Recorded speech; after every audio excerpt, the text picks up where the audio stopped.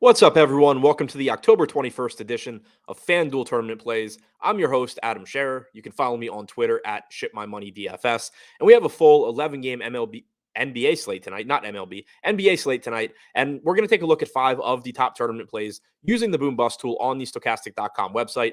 But first, we do have our best NBA promo code of the year right out of the gate. Use promo code HARDWOOD. Get 10 days of Stokastic Plus Platinum for just $10. That will give you access to behind the paywall data, including the Boom Bust tool that I referenced in these videos, but also our new lineup generator, which is one of our newest features and will provide you with quality lineups you can use in whatever type of NBA DFS contest you are looking to play.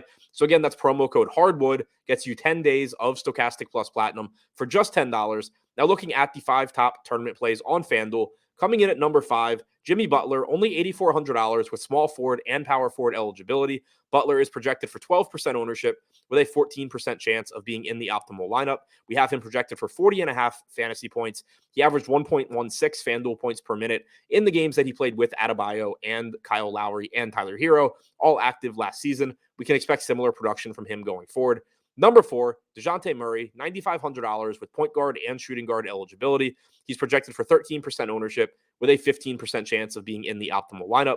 Murray had a 22.5% usage rate in the first game, but he also had a 35.5% assist percentage. He was second on the team to Trae Young with 17 potential assists. Young had 18. I expect that we see both of these players just have big games pretty frequently throughout the season. Their minutes were staggered as you would expect. They both played a lot of minutes as well, getting 37 to 38 minutes. So while Young is a little bit cheaper and going to get a bit more ownership, Murray does project to go a little bit under-owned here and still has a massive ceiling himself.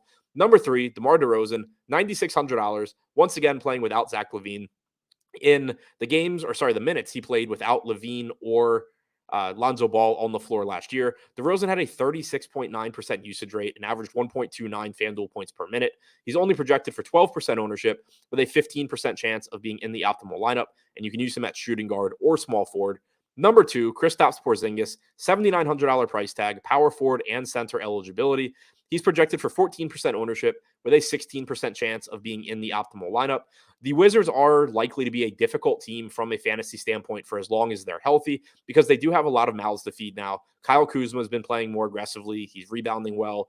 He's going to get his. We know Bradley Beal's going to get his. But Kristaps Porzingis gives you a lot of upside as well. He had about a 24% usage rate in Game 1. He averaged 1.5 fantasy points per minute in the games he played with Washington last year. But Bradley Beal, of course, was not active for those, so you should expect the per minute production to come down. But Porzingis is still someone that offers you 1.2 to 1.3 fantasy point per minute upside for as long as he's healthy. He played about 32 minutes in Game 1. I expect him to remain in the low to mid 30s tonight, and he does offer plenty of upside at this price tag. And number 1, Nikola Jokic, $11,300 price tag, power forward and center eligible. That power forward eligibility just makes it a lot easier to get him into lineups.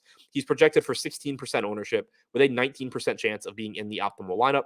He's a very good play one way or the other, but we do need to pay attention to the status of Jamal Murray because Jokic averages about 0.15 fantasy points per minute more when Murray is off the floor. But either way, Jokic is the best point per minute fantasy producer on the slate with Murray. He's even better without Murray. So he's a good play regardless, but he will project even better if Murray sits. So to recap, the top 5 tournament plays on FanDuel: number 5, Jimmy Butler; number 4, DeJounte Murray; number 3, DeMar DeRozan; number 2, Kristaps Porzingis; and number 1, Nikola Jokic.